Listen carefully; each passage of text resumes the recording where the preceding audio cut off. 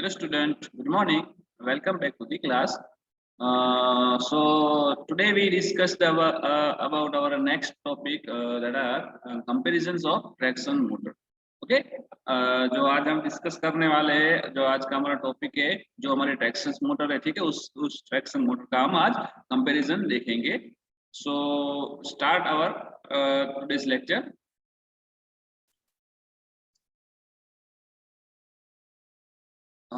Comparison between different traction motor. ठीक है, क्या करेंगे, क्यों करेंगे comparison between different traction motor. ठीक है, वो हम आज पढ़ने वाले हैं. और जितने भी हमने देखा ट्रैक्शन मोटर में जो मोटर यूज होती है, AC motor, DC series shunt motor.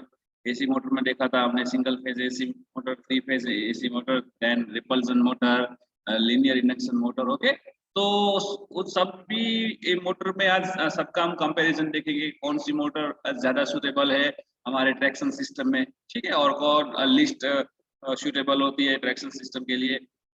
सो comparison between different traction motor में बात करें तो to compare different types of traction motor we should know about mechanical and electrical characteristics of the traction motor. ठीक है, अगर हमको कंपैरिजन की बात करें डिफरेंट मोटर्स की, ट्रैक्शन मोटर की, तो सबसे पहले we know about we should know about the mechanical and electrical characteristics. Okay, वो क्या होती है, वो हमने प्रीवियस लेक्चर में देखा था कि मैकेनिकल और इलेक्ट्रिकल कैरेक्टरिस्टिक को सबसे पहले हमको उसके बारे में हमको पता होना चाहिए. तो उससे हम क्या डिफरेंट टाइप्स ऑफ हमारी जो ट्रैक्शन मोटर है उसका हम कंपैरिजन इजीली कर सकते हैं. सो फिर क्या करेंगे, तो then check suitability of this characteristic for traction duty. First we know about the mechanical and electrical characteristic of the motor. Then these characteristics are suitable for the traction duty. Then we check. Okay, all type of the motors may not suitable for the traction requirement. Okay, ठीक है, सभी तरह की जो motor है, all types of motor are not may not be suitable. Okay, may not be suitable for the traction motor requirement, but they may be partially suitable. ठीक है, इतना हम सभी मोटर को यूज नहीं कर सकते ट्रैक्शन रिक्वायरमेंट के लिए. So traction motor as a traction motor, so कुछ उसकी जो हम उसका वो क्या जो पार्शली वो सूटेबल रहती है ट्रैक्शन मोटर.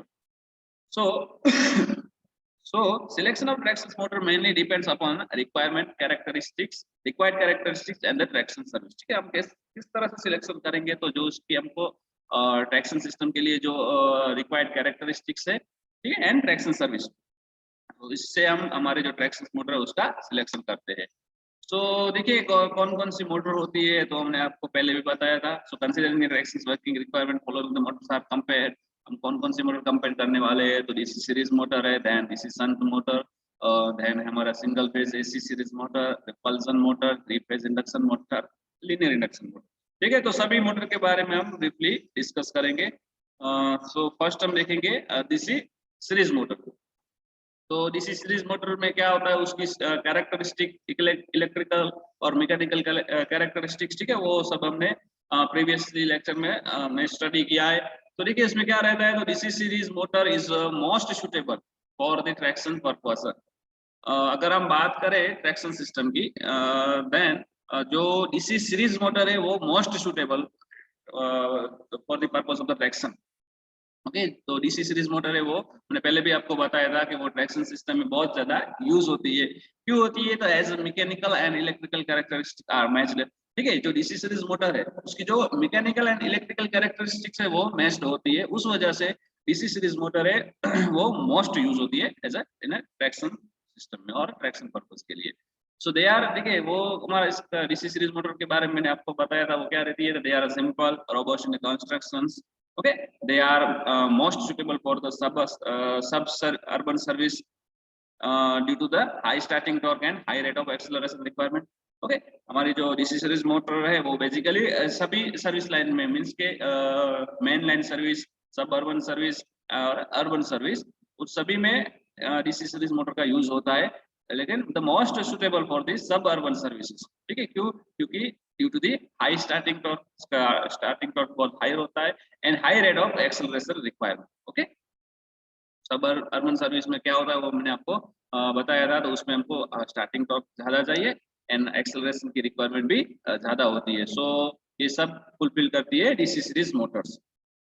और देखिए इसकी हमको क्या क्या रेंजेस में रेटिंग में मिलती है, तो they are available in 45 kilowatt to 75 kilowatt rating, ठीक है, विद द वेट इसका 5.4 kg to 7.2 kg per watt for the tram and trolley services, ठीक है। जो हमारे ट्राम और ट्रॉली सर्विस के लिए हमको 45 किलोवाट टू 75 किलोवाट रेटिंग में with weight 5.4 to 5.4 kg to 7.2 kg per watt हमको अवेलेबल रहती है।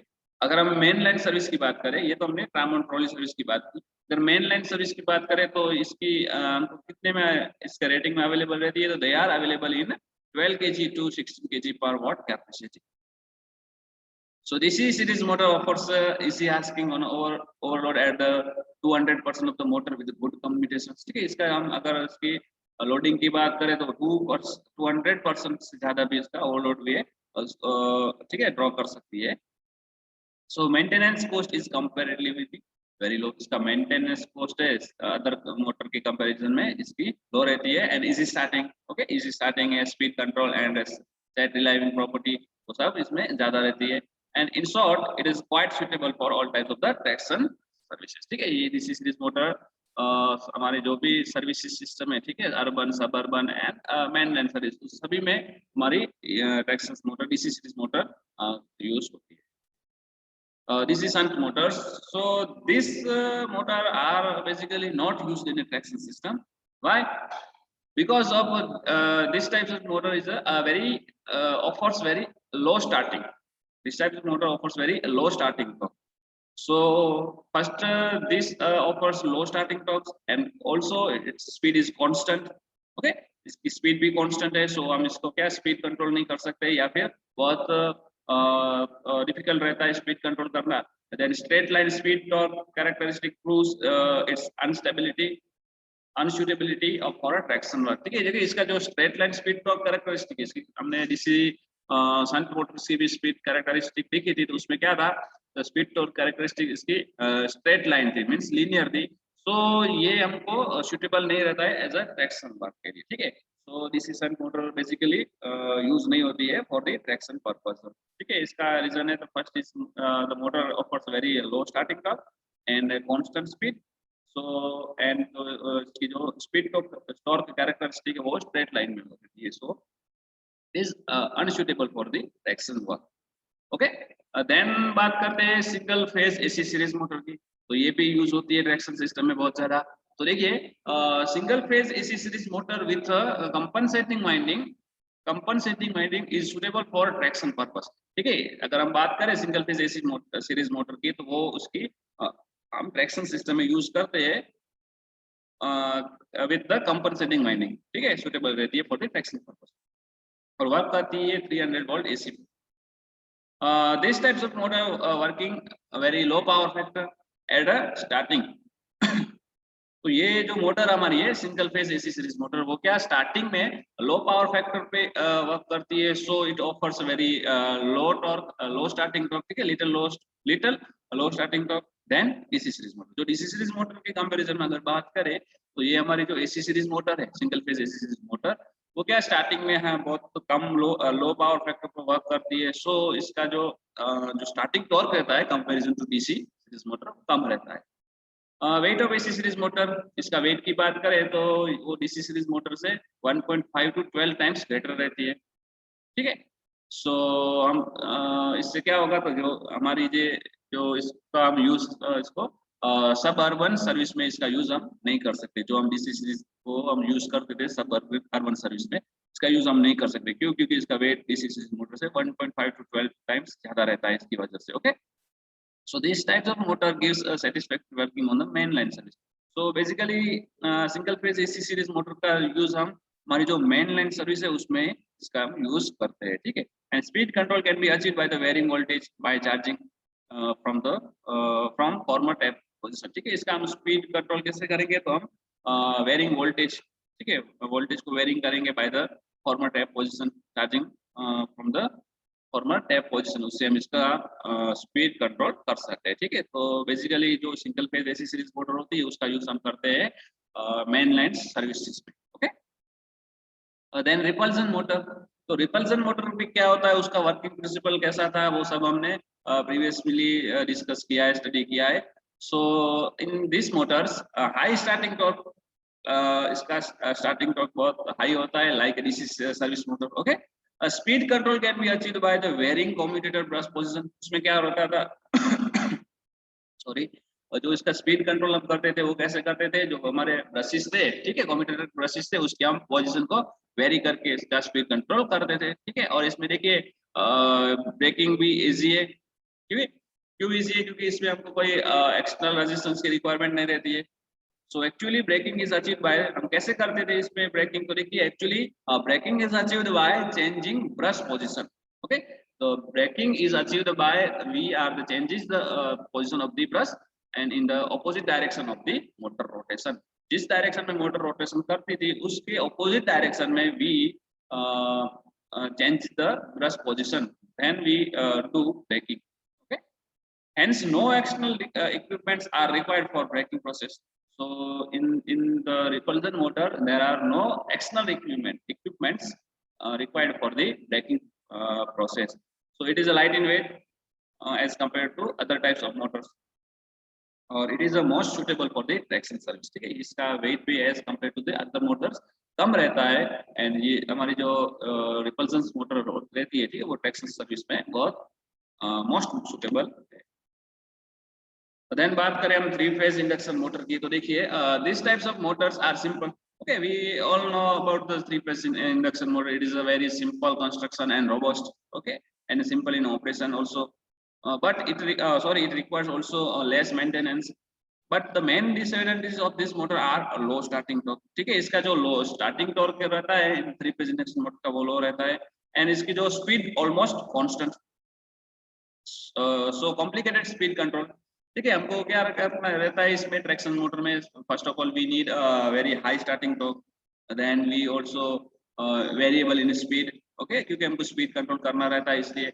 सो induction motor, 3-phase induction motor में क्या रहता है, तो इसका जो स्टार्टिंग में टॉर्क रहता है वो कम रहता है. So the induction motor is very low at starting torque and almost constant speed.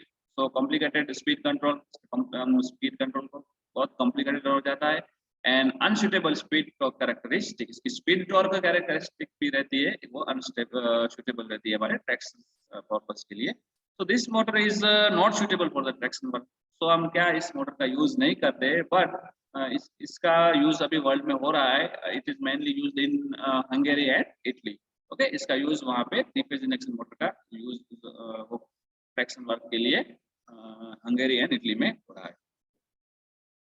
Then we discussed about linear induction motor.